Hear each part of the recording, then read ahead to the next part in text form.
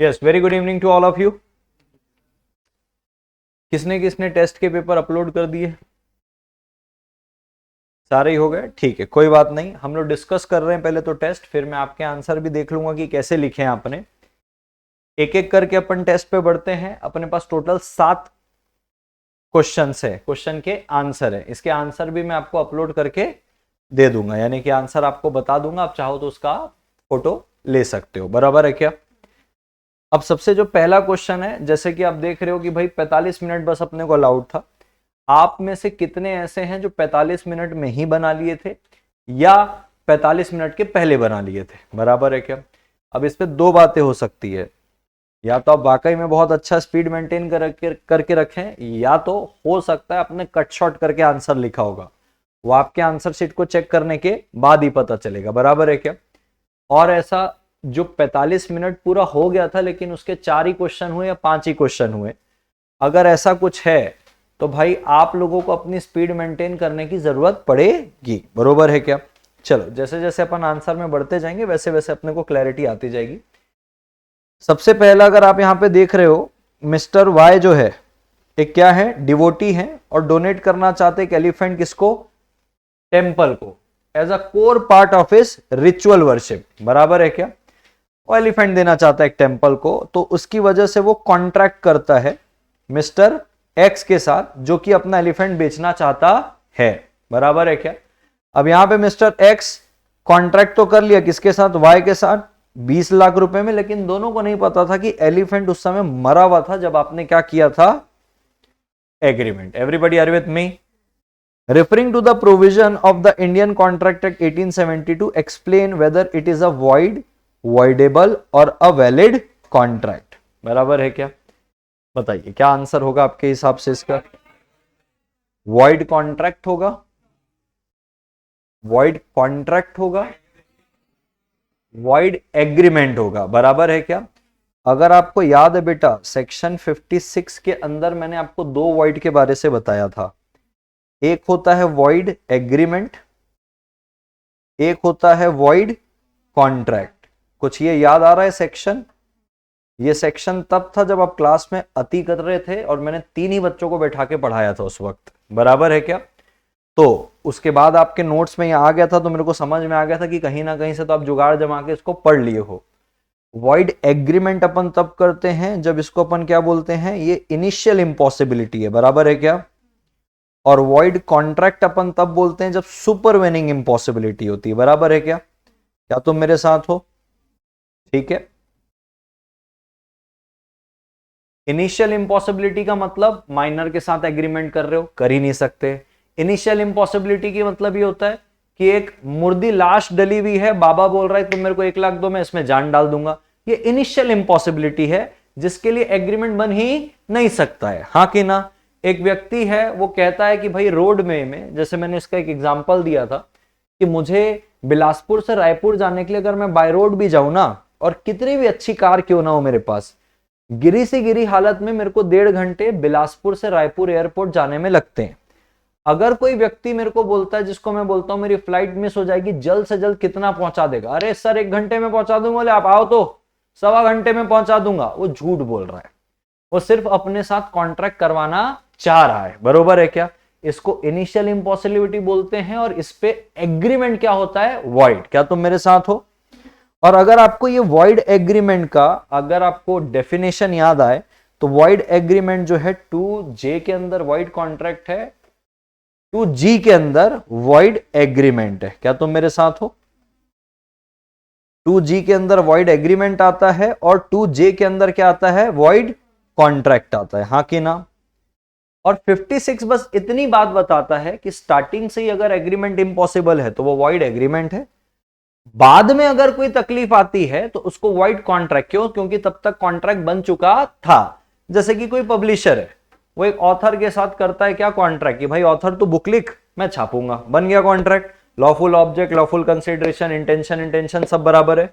बाद में ऑथर की डेथ हो जाती है, तो डेथ हो जाती तो अभी क्या हो गया? इंपॉसिबल हो गया बुक लिखना। अरे हाँ, इसको बोलते हैं कॉन्ट्रैक्ट बन गया था, उसके बाद परफॉर्म करने लायक नहीं रहा ना, इसको वॉइड कॉन्ट्रैक्ट बोलते हैं। क्या तुम मेरे साथ हो? और बाजू वाले को क्या बोलते हैं? वॉइड एग्रीमेंट, बरोबर है क्या? जब इनिशियल इम्पॉसिबिलिटी थी। हमारा ये वाला जो क्वेश्चन है इसमें इम्पॉसिबिलिटी इनिशियल है कि सब्सीक्वेंट है? ये वाला जो क्वेश्चन है इस पे इनिशियल है कि सब्सीक्वेंट है? इनिशियल है, यानी कि क्या है, वॉइड एग्रीमेंट, बकायदा यही है ना? अरे हां, अब वॉइड एग्रीमेंट जो कि इनिशियल इम्पॉसिबिलिटी में आता है एक, दूसरी एक बात आती है अपने पास कि जैसे एक मिस्टेक का पॉइंट है, याद आ रहा है? मिस्टेक क्या है? ये है mistake as to the identity, या mistake as to the identity नहीं है, mistake as to the existence है। याद आ रहा है कुछ?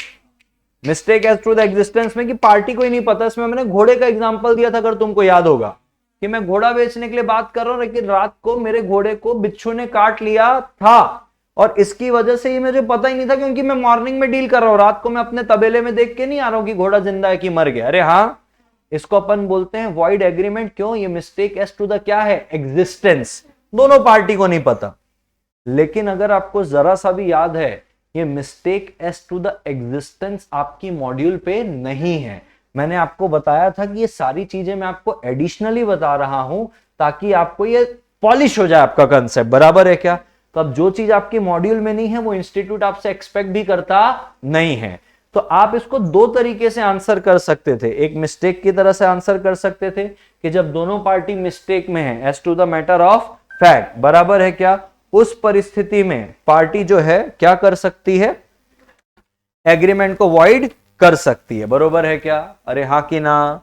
मतलब एग्रीमेंट वॉइड ही रहता है उस परिस्थिति में, बरोबर। एक वो, और एक ये तरीका है आंसर करने का कि भैया ये तो इनिशियल इम्पॉसिबिलिटी है, जब हाथी ही नहीं है तो आप एग्रीमेंट किस चीज का कर रहे हो, बरोबर है क्या? क्या तुम मेरे साथ हो? आप चाहो तो इसको 2G के हिसाब से एक आंसर कर सकते हो। पहले आप सेक्शन 56 का रेफरेंस दे दो कि as per section 56 when the agreement is initially impossible to perform, when the agreement is initially impossible to perform, the agreement is void agreement, which is also known as void from the very beginning। क्या तुम मेरे साथ हो? everybody are with me?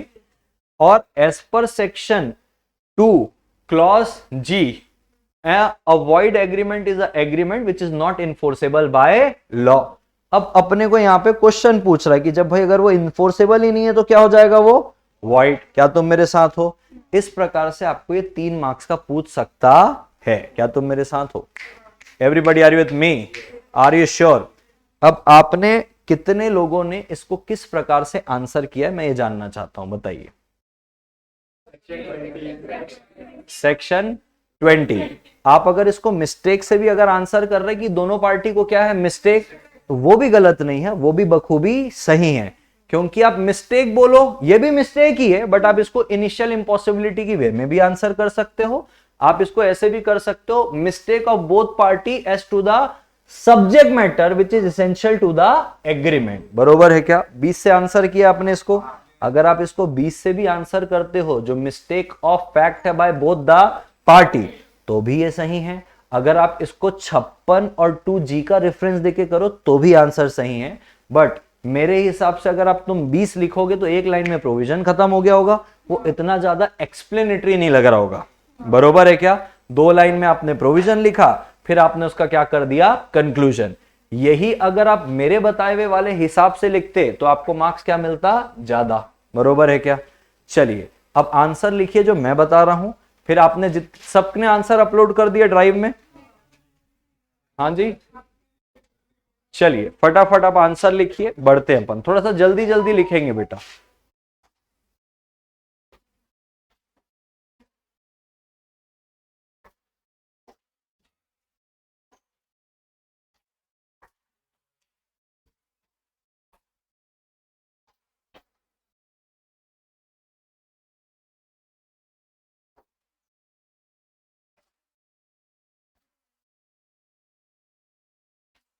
चलिए बोलूं क्या मैं? चलिए लिखिएगा, initial impossibility, initial impossibility, heading बता रहा हूं मैं आपको, ठीक है? इनिशियल इम्पॉसिबिलिटी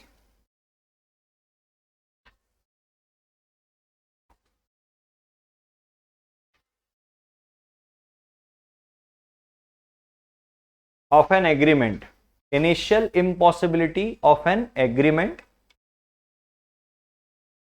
ठीक है। ब्रैकेट में लिखेंगे section 56 of the Indian contract Act 1872। Indian का बेटा आई कैपिटल रहेगा, कॉन्ट्रैक्ट का सी कैपिटल रहेगा, एक्ट का ए कैपिटल रहेगा, कॉमा करके 1872 लिखेंगे, बराबर है क्या? ठीक। अब इसमें आंसर लिखेंगे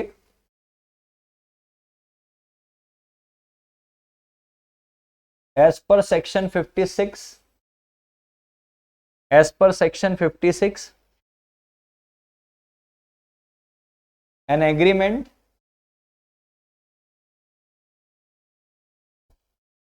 which is initially impossible to perform,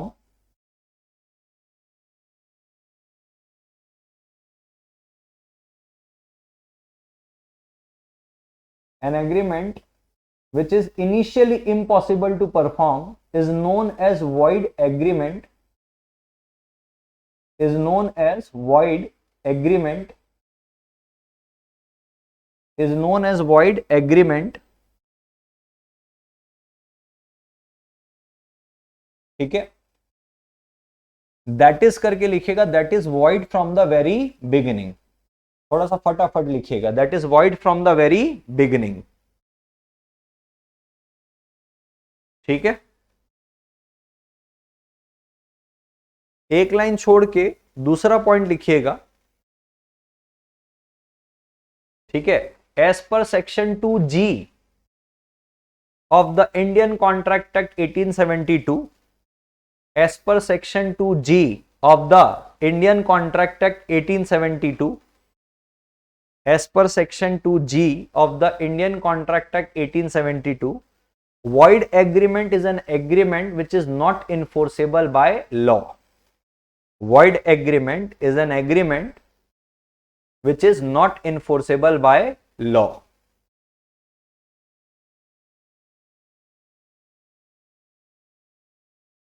ठीक है। ये आपने क्या लिखा बेटा? प्रोविजन। तीसरा पॉइंट लिखेंगे इस पे, तीसरा पॉइंट लिखिए, thus when the parties agree, thus when the parties agree on doing something, thus when the parties agree on doing something which is obviously impossible, obviously K slash लगा के initially impossible लिख देना, which is obviously impossible slash initially impossible in itself, in itself, in itself the agreement would be void, the agreement would be void, ठीक। चौथा point लिखिएगा, in this case, Mr. X and Mr. Y, in this case Mr. X and Mr. Y were ignorant, in this case Mr. X and Mr. Y were ignorant of the fact, were ignorant of the fact that the elephant was dead, that the elephant was dead, and therefore the performance of the agreement was impossible, and therefore performance of an agreement was impossible from the very start.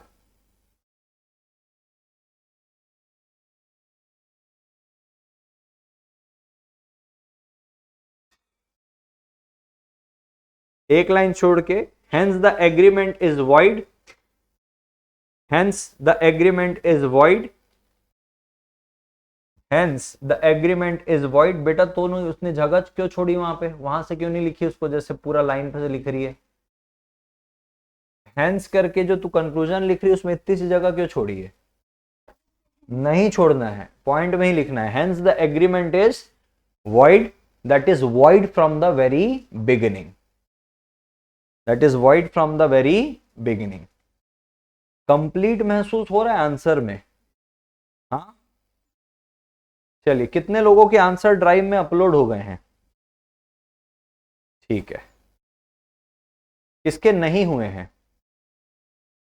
1 2 3 4 5 6, क्यों नहीं हुए हैं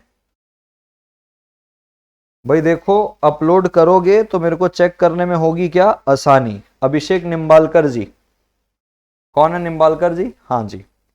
अब देखो, इनका आंसर ये है, agreement between mister X and Y is void. बरोबर है क्या? Agreement between X and Y is void according to section 20 of ICA 1872 where both the parties are under mistake as to matter of fact the agreement is void। और आप जो अभी लिखे हो वो देख लो, अभी वाला आंसर का फोटो खींच और ड्राइव में अपलोड कर, मैं कंपेयर करके दिखाना चाहता हूं। ठीक है, समझ में आई क्या बात? अब तुम सोचो, इसमें 1 मार्क्स भी वो देगा क्या? इस पे अगर आपको मिस्टेक के प्रोविजन के बेसिस में भी अगर आंसर करना है ना, तो आपको पहले हेडिंग डालनी है। बराबर है? मेरे ख्याल से जब मैंने आपको राइटिंग प्रैक्टिस का एक्सेस दिया, आपने एक भी लेक्चर राइटिंग प्रैक्टिस का देखा नहीं है। देखा? उस पे तरीका मैंने आपको बता के रखा है कि आपको कैसे आंसर लिखना है। पहले आपको हेडिंग डालनी है, अथॉरिटी क्रिएट करनी, जैसे मैंने आपसे हेडिंग डलवाई है। बराबर है क्या? दिखा बेटा आंसर, 1 मिनट। अपना अभी का जो मैं लिखवाया हूं, तेरा ड्राइव में अपलोड हो गया है ना? ठीक है। अब देखो, सबसे पहले इसमें आपने इतने प्यार से हेडिंग डाली, इतना प्यारा ब्यूटीफुल लग रहा है, जिसमें आपने पहले ही बता दिया कि ये जो एग्रीमेंट है ना, ये इनिशियल इम्पॉसिबिलिटी के बेसिस में बेस्ड है।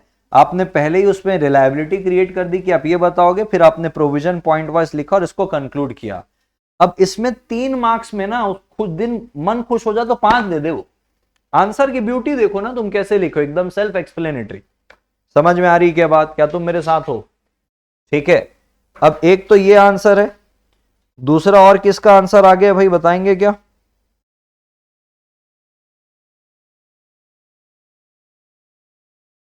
चलिए, आदित्य गायकवाड़ ने 2 बार अपलोड किया, क्यों, किस खुशी में भाई साहब? ठीक है। और ये एडोबे स्कैन कौन है भाई? नाम तो लिखा नहीं है। अच्छा, अभी का आंसर है। चलो एक बार अभी के आंसर को देख लेते। अब भी अपलोड किया क्या? चलिए इसको ध्यान से देखेंगे।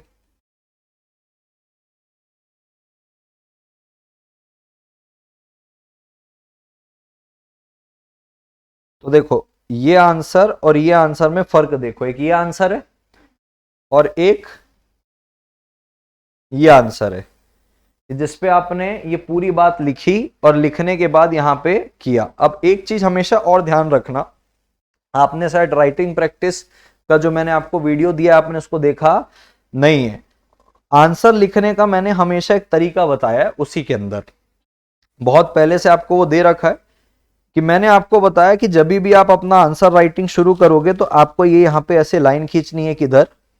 बरोबर है, एकदम कॉर्नर पे, जहां पे आप कुछ नंबर चाहो तो लिख सको। क्या तुम मेरे साथ हो? ठीक है। बीकॉम जैसे अपन पूरा पूरा पेज खा जाते थे, वैसे नहीं लिखना है कि बीच में 2 लाइन खींच दी और एकदम कम कर दिया उसको, और वहां पे अपन सारी चीजें कर रहे हैं। क्या तुम मेरे साथ हो? अब यहां पे बेटा अपने को ऐसे ध्यान रखना है कि जब भी मान लो ये क्वेश्चन नंबर 1 था आपका, उधर आंसर लिख के आप यहां पे आंसर नंबर 1 लिख सकते हो, या तो आप क्या कर सकते हो, हाँ यहीं पे आंसर नंबर 1 लिख के यहां पे आप हेडिंग डालोगे। बराबर है क्या? और आपके पॉइंट आप यहां से शुरू कर सकते हो। जब भी जैसे मानो आपने पॉइंट नंबर 1 यहां से शुरू किया, हाँ कि ना? ठीक, तो यहां पे 1 के बाद ना ऐसे आप छोड़ दो जगह, ताकि वो 1 क्लियर दिखे अलग से। क्या तुम मेरे साथ हो? अब जैसे मान लो आपको यहाँ पे पॉइंट में नहीं छोड़ने का मन कर रहा है, तो आप एक तरीका ऐसे कर सकते हो, ये राइटिंग प्रैक्टिस में मैंने बहुत अच्छे से बताया है। जैसे कि मान लो आप अपना आंसर लिख रहे हो, बरोबर है क्या?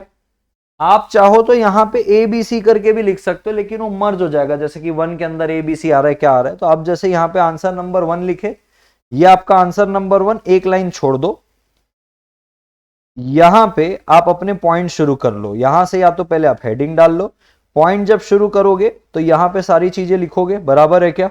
अरे हाँ, आपका दूसरा पॉइंट यहीं आना चाहिए और ये एकदम एक सिद्धांत में ऊपर से लिखाना चाहिए। बराबर है क्या? अब इसने क्या किया था स्नेहल ने, जब मैंने इसको हैंस लिखने बोला, तो जैसे मान लो ये तीसरा वाला पॉइंट है, ये लिखी और हैंस यहां से लिखना शुरू कर रही है। नहीं, पॉइंट यहां से है तो ये यहीं से ही शुरू होगा। समझ में आ रही क्या बात?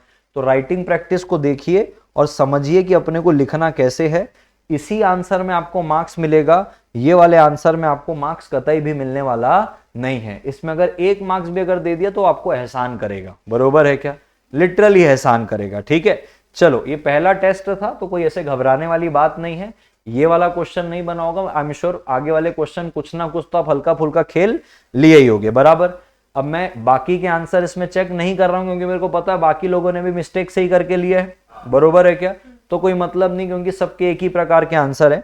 फिर भी एक बार संतुष्टि के लिए हो सकता है किसी ने कुछ प्रेजेंटेशन अच्छा दिया हो तो एक बार देख लेता हूं। किसी ने और अच्छे से लिखा है तो बताइए, तूने लिखा है अच्छे से, भूमि तूने लिखा है, चलो आप दोनों के देख लेते हैं, इसको देखते हैं, एक सेकंड।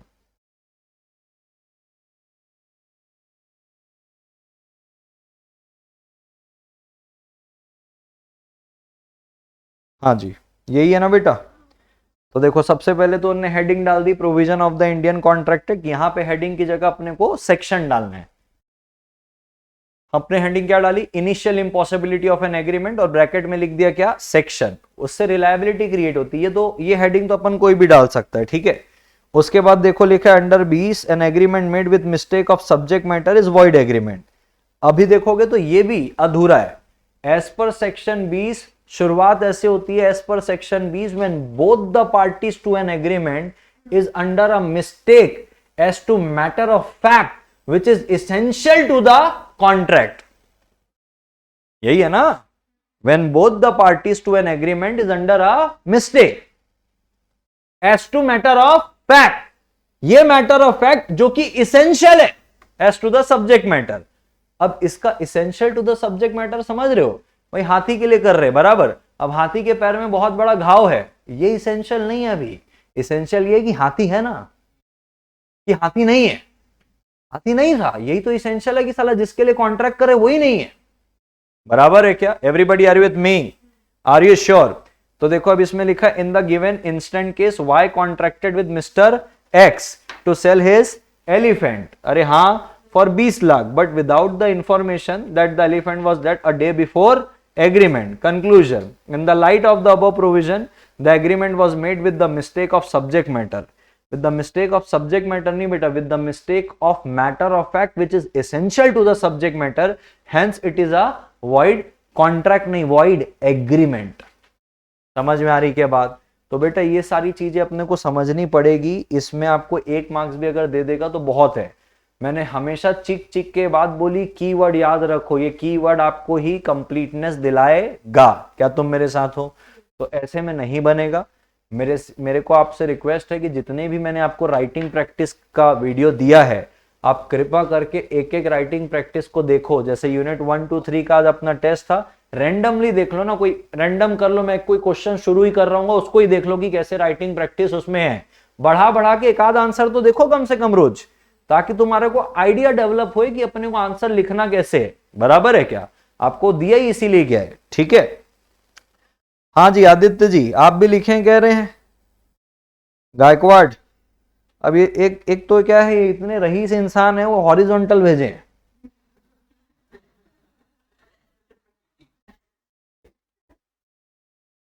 रईस यही है ना कि सर सीधा करेंगे,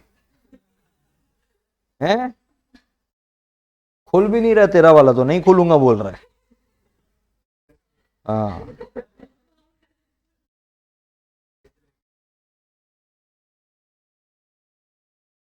ये देखो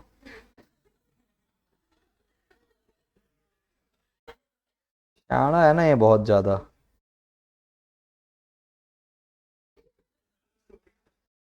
चलिए आइए, अच्छा लिखा है, कह रहा है सेम ही है, ठीक है। In the above case X want to sell elephant to Y, भाई ऐसे हरकतें ना करें, ठीक है। ये कोई काम आपको दिलाने वाला नहीं है, बरोबर है क्या। आइए अब इसके बाद हमारे पास क्या है दूसरा, करण एग्री टू परचेस। अब मैं बाकी का देख ही नहीं रहा हूं, आपको पता ही है सबका एक ही स्टैंडर्ड में चल रहा होगा। Karan agree to purchase wooden table काहे के लिए, फॉर हिज स्टडी रूम। क्या तुम मेरे साथ हो, ठीक है। From mister X, table was in good condition and was examined by Karan before purchasing. He found no defect in it and paid 20,000 for that table. क्या तुम मेरे साथ हो? Later on it was found that one leg of the table is broken and mister X has pasted the wood and tried to hide the defects in the table. Can Karan return the table and claim the amount back? बराबर है क्या? Discuss with the reference. कर सकता है वो ऐसे? कौन से प्रोविजन के तहत? फ्रॉड। फ्रॉड में एक्टिव कंसीलमेंट, बिल्कुल करेक्ट बात है। ठीक है, कैसे आंसर आप लोगों ने लिखा है मैं जान सकता हूं इसका?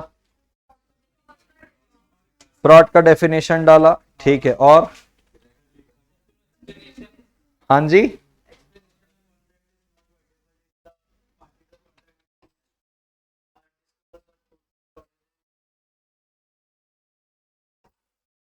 चलिए, हाँ बोलिए, फटाफट बोलिए, क्या बोल रहा है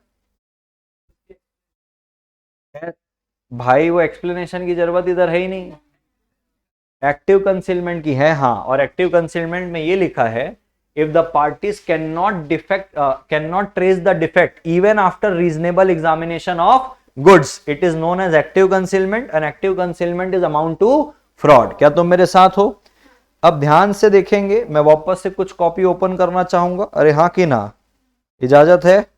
चलिए बताइए, किसको लगता है कि वो बहुत भारी का लिखा है इधर? बताइए सर, क्या नाम है? हाँ जी, विनय पुजारी, सेकंड नंबर वाला है ये। और भाई ये किस खुशी में आपने जो लाइन लाइन लाइन मारी है, भाई कृपा करें ये हरकतें ना करें। और लाइन जो मारा जाता है उसका एक सलीका होता है लाइन मारने का। अब ऐसा तूने लाइन ऐसे ऐसे दी है, एक्टिव कंसीलमेंट में तुझे लाइन मारनी है ना भाई। एक सेकेंड, इसका तो एडिट करना पड़ेगा मेरे को।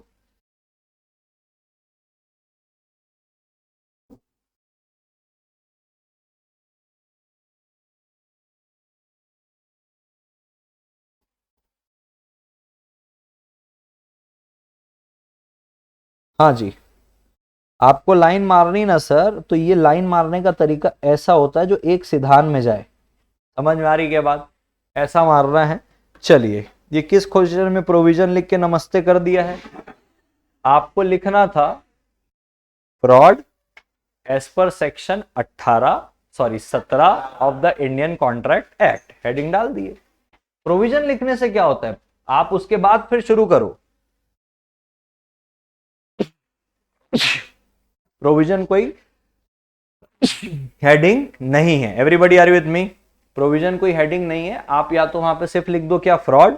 और क्योंकि फ्रॉड बड़ा छोटा लगेगा, हेलो, क्योंकि फ्रॉड बड़ा छोटा लगेगा तो आपको ब्रैकेट में क्या लिखना है, एस पर, फ्रॉड के बाद sorry section 17 of the Indian contract act. फिर अगर आप नोटिस किए होगे, जब मैंने अभी आपको लिखवाया आंसर, मैंने पहले सेक्शन 56 लिखवा दिया, उसमें लिख दिया इंडियन कॉन्ट्रैक्ट एक्ट। जब मैंने पहला पॉइंट लिखवाया तो मैंने सिर्फ 56 लिखवाया। क्यों? किसका 56? ऊपर दे दिया हो ना रेफरेंस, तो कितनी बार इंडियन कॉन्ट्रैक्ट एक्ट लिखो, हाँ कि ना?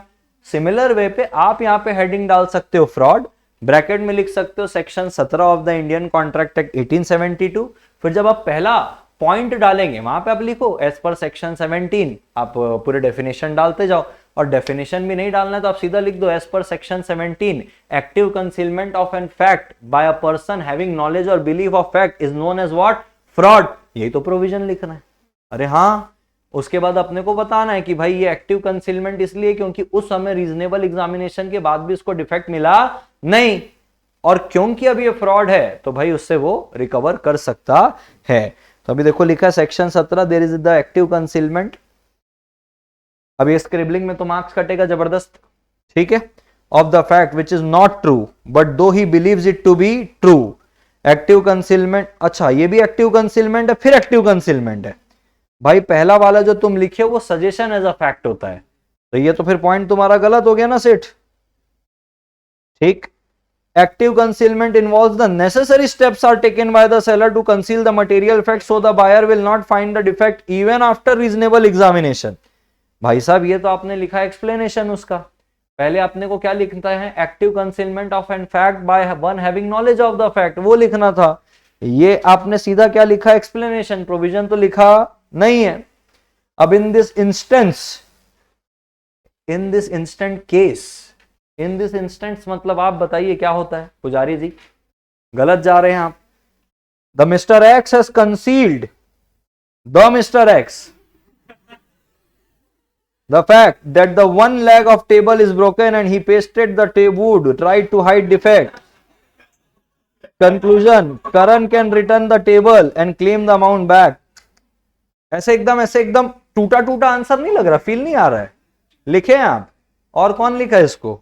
लिखे ही नहीं हो, ऐसे ही टूटा छूटा सा है। हाँ एकता जी आपने लिखा है, आप भी लिखे हो, आओ देखे किधर है आप लोग?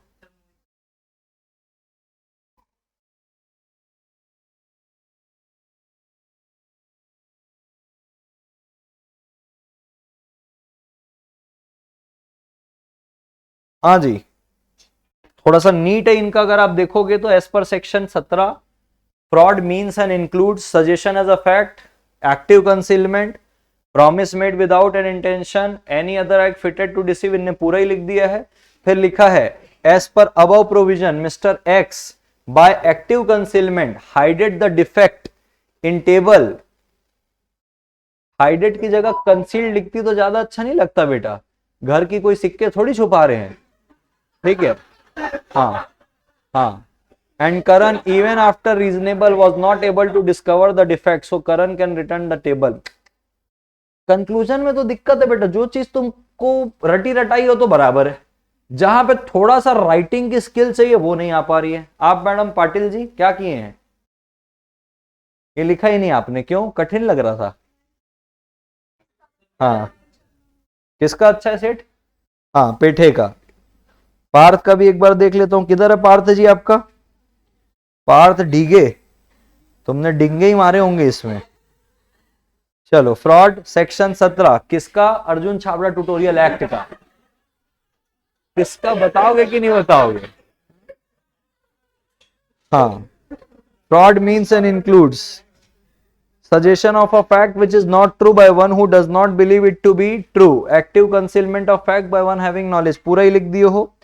चलो, here this case Mr. X before seeing the table, selling the table, posted the wood and tried to hide the defect in the table, and even after reasonable examination Karan cannot find the defect. As per point B, Mr. X done fraud. ठीक है, कोशिश अच्छा किया है बताने का कि हाँ भाई पॉइंट बी के हिसाब से।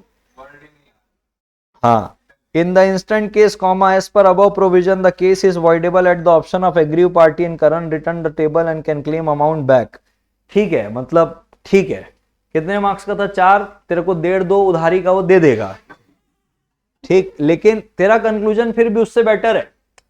कोशिश किया है तूने समझाने की अच्छा खासा, उसने हाइडेड वाइडेड जो वर्ड जनरल यूज कर दिया ना, वो नहीं मजा आया। इसने सीधा पॉइंट का रेफरेंस दिया, पॉइंट भी यानी कि एक्टिव कंसीलमेंट के हिसाब से फ्रॉड है। और about definition there is a case is voidable at the option of and the current can return the table.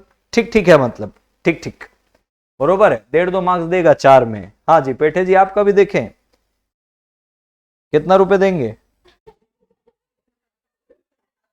किधर है वो? आंसर शीट देखने का पैसा मांग रहे हैं। हाँ, वो कहाँ है उपाध्याय जी?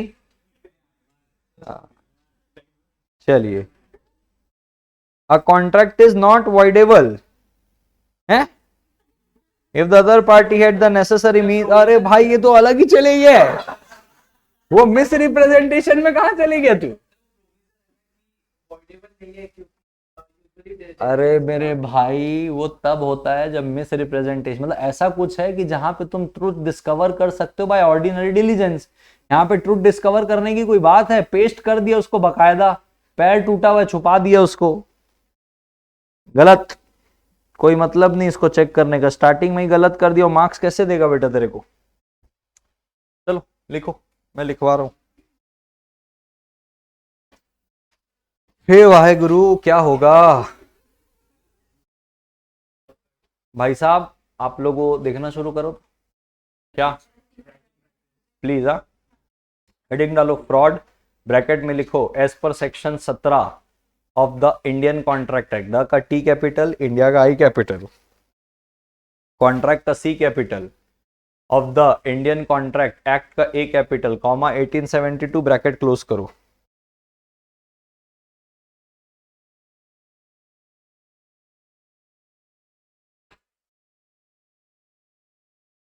अगर आपको याद होगा एक्टिव कंसीलमेंट किधर होता है बेटा, active concealment section 17 sub section 2 में है। आप चाहो तो बेटा डायरेक्टली लिख दो, एज पर सेक्शन 17(2) के अंदर है, ठीक है।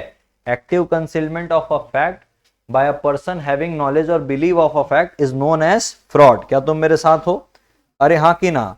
उसके बाद आप सेकेंड पॉइंट में ये लिख सकते हो कि भाई एक्टिव कंसीलमेंट का मतलब एक्चुअली क्या होता है, हाँ कि ना। ये लिखने के बाद आप अपने आंसर को बता सकते, एक तरीका ये है। दूसरा तरीका अपने पास ये होता है बेटा कि आप पहले ये डिफाइन कर दो कि भाई फॉल्स रिप्रेजेंटेशन को क्या बोलते हैं, मिस रिप्रेजेंटेशन। मैंने शुरुआत आपको ऐसे ही कराई थी, अगर आपको याद होगा, जब मैं आपको कॉन्ट्रैक्ट टेक पढ़ा रहा था कि मिस रिप्रेजेंटेशन ही फ्रॉड कहलाता है। गलत फैक्ट रिप्रेजेंट करना with the intention of making a fraud, ठगने के इरादे थे, फ्रॉड है। गलत फैक्ट के रिप्रेजेंटेशन कर रहे हो लेकिन इनोसेंटली कर रहे हो, तब वो फ्रॉड कहलाता नहीं है। बराबर है क्या? तो पहले आप फ्रॉड को डिफाइन कर सकते हो कि भाई फ्रॉड का मतलब क्या। आप फॉल्स रिप्रेजेंटेशन कर रहे हो with the intention of deceiving a person, इसको फ्रॉड बोलते हैं। और फिर 17(2) का रेफरेंस दे सकते हो जिसमें एक्टिव कंसीलमेंट, उसको एक्सप्लेन कर दो, उसके बाद आंसर करो, ठीक है। तो मैं आपको कंप्लीट लिखा रहा हूं जो मुझे ज्यादा अच्छा लगता है, ठीक। आंसर पॉइंट नंबर 1 लिखो, ये हेडिंग है आपकी। ये क्या है? हेडिंग है, लिखेंगे। A false representation, a false representation of material facts, a false representation of material facts made with an intention to deceive the other party, made with an intention to deceive the other party, to induce him to enter into a contract, to induce him to enter into a contract, is known as fraud, is known as fraud। बरोबर है। इस पे second point लिखेंगे, इस पे second point लिखेंगे, as per section 17(2) sub section 2। पूरा मत लिखना कॉन्ट्रैक्ट टैग ये वो, क्योंकि अपन ने ऊपर एक बार रेफरेंस दे दिया कि अपन सेक्शन 17 ही लिख रहे हैं और कॉन्ट्रैक्ट टैग का ही लिख रहे हैं, तो दोबारा टाइम वेस्ट करने की जरूरत नहीं है। As per section 17(2) active concealment of a fact, active concealment of a fact by a person, active concealment of a fact by a person having knowledge, of a fact by a person having knowledge or belief of the fact,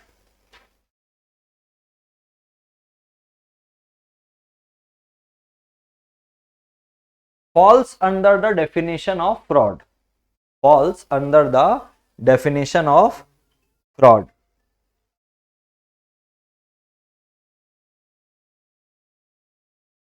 ठीक है। अब आप तीसरा point लिखेंगे, ठीक है। Active concealment means, active concealment means, active concealment means, बेटा तो लाइन छोड़ के कब लिखना शुरू, मेरे से पैसा लेके जा पेज का। तू कितनी बार तेरे को बोलूं कि रेगुलर क्लास से बोलते आ रहा हूं कि लाइन छोड़, थोड़ा सा नीट लिख। अभी भी तेरे को पूरा गिचिड़ पिचिड़ करना है। क्या लिखे हो? Active concealment means when the party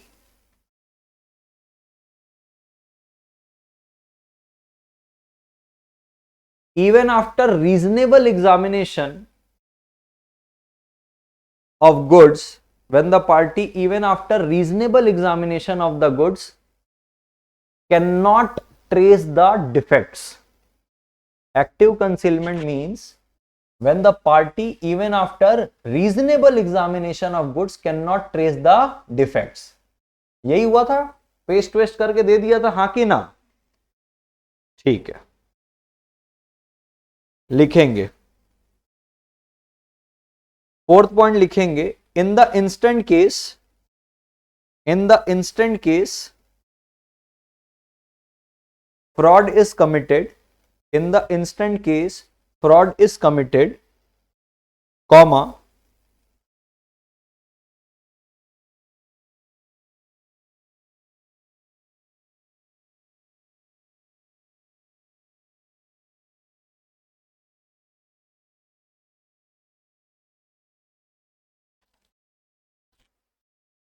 comma करके लिखेंगे the agreement is a contract voidable at the option of aggrieved party. The agreement is a contract.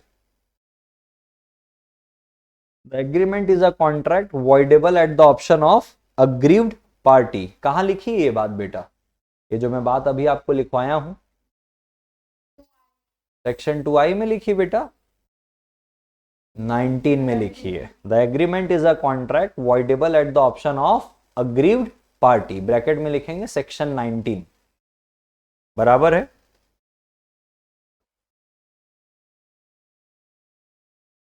चलिए नेक्स्ट पॉइंट लिखेंगे.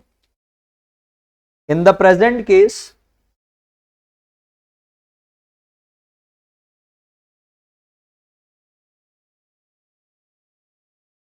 Karan has examined the study table.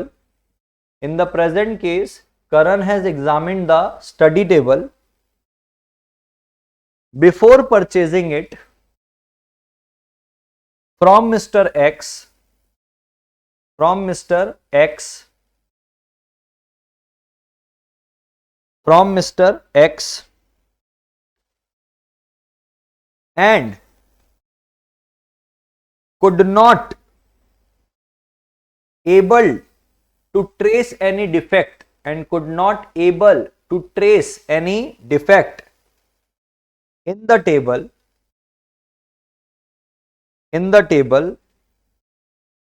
as it was actively concealed, as it was actively concealed by Mr. X.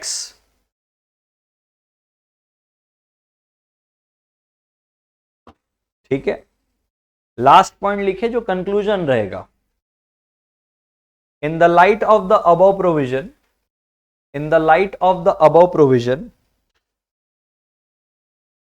In the light of the above provision and facts of the case, comma करके लिखिएगा, Karan can rescind. In the light of the above provision and facts of the case, comma करके लिखिएगा, Karan can rescind the contract and claim compensation. Karan can rescind the contract and claim compensation for the loss suffered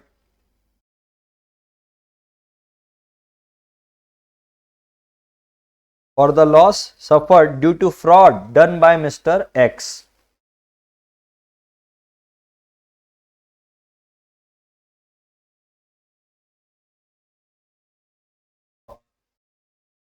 हाँ, किसके लिए? Done कहीं लिखवाया हूं क्या मैं?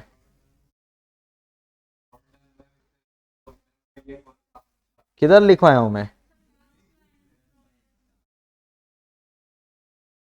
कहां पे फ्रॉड डन लिखा है?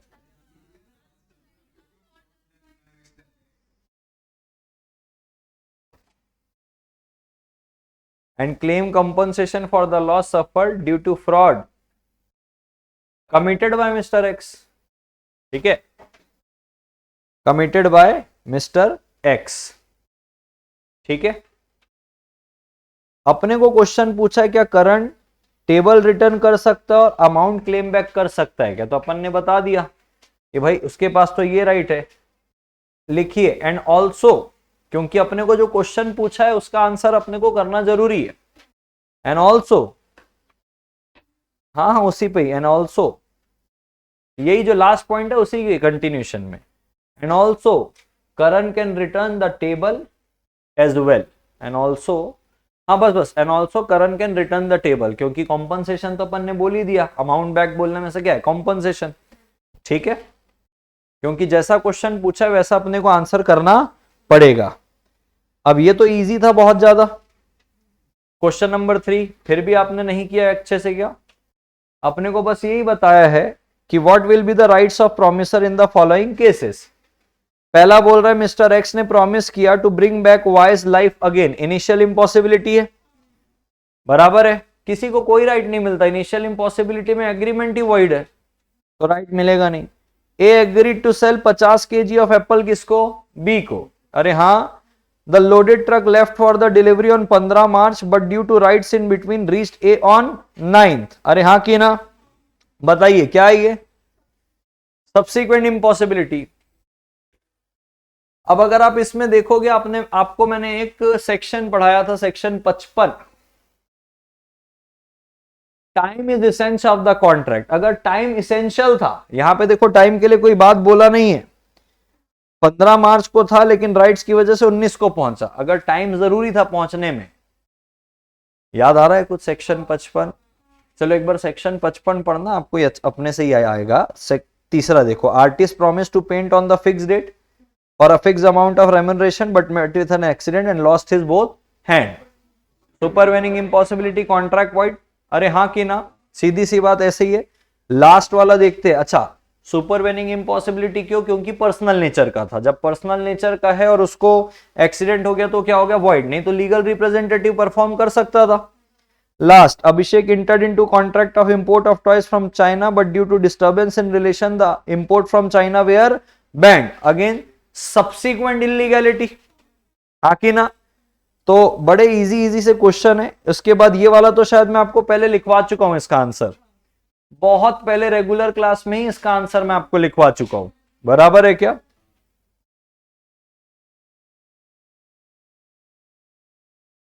हाँ बेटा, लेकिन ट्रेडिंग विथ एलियन एनिमी तब होता जब बोलता कि चाइना और इंडिया का वॉर हो गया है। उसने बोला कि disturbance in relation of both the country. अब मोदी जी से नहीं जम रही होगी, मोदी जो वैसे भी नहीं जमाना चाहता उनसे, हाँ कि ना? तो रिलेशन अच्छे नहीं है। ये नहीं बोल रहा है कि भाई वो क्या है, एनिमी ही है। क्या तुम मेरे साथ हो? इसका भी आंसर मैंने आपको बहुत पहले लिखवा के रखा हुआ है। ठीक, इसका भी आंसर मैंने लिखवा रखा है आपको, और इसका भी आंसर लिखवा रखा है आपको। तो बचा क्या बेटा? इसके आंसर तो आपके सही होने चाहिए थे उस प्रकार से। कैसे लिखे हैं बताइए? सेम लिख दिया जैसे लिखवाया था, मतलब बाकी आंसर जैसे उन्हीं स्टैंडर्ड में लिखे हो, हाँ कि ना?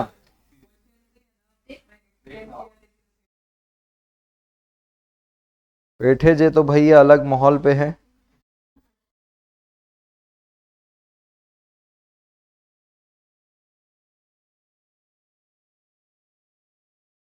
फिफ्थ वाला कौन सा है? ठीक है, ये तो चलो ठीक है।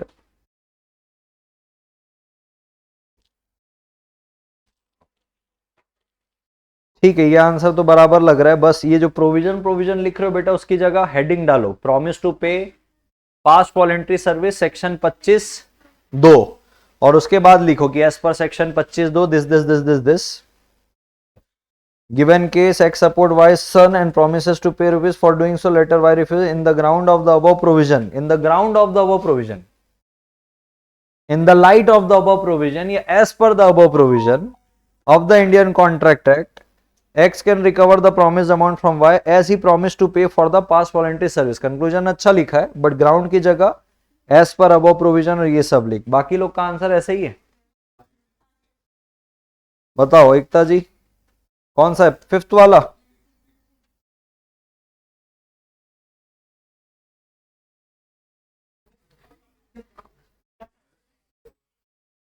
चलिए मैं ऐसे पलटा के देख सकता हूं, क्योंकि इसमें तुम मुंडी ऐसे करके देखो। टीवी सीधा है, टीवी उल्टा करना पड़ेगा। प्रॉमिस टू पे फॉर,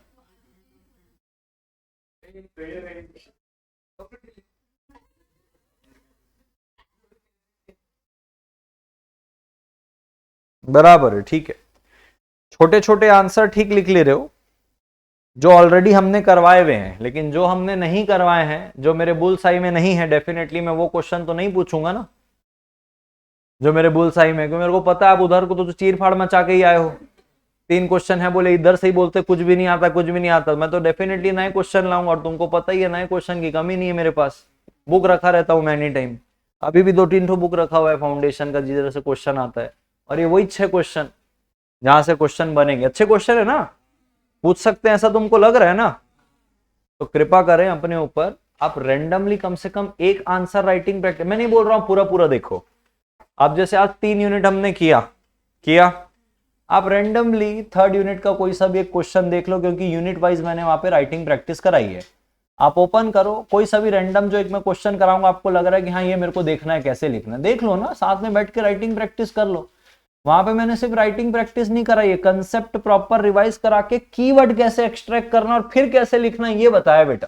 समझ रहे हो क्या? तो उसको जाके देखो। अगला टेस्ट अपना कब है? 23 तारीख को, यानी कि आज से 2 दिन बाद। 20 तो निकल गई आज की, 21 22 छोड़ के 23 को है। आइडिया लगा कैसे लिखना है? बरोबर है, वैसे करके थोड़ा सा लिखने का कोशिश करो। मिलते हैं अपन 23 तारीख को अगले 3 यूनिट के टेस्ट पे। ठीक है, बाय बाय।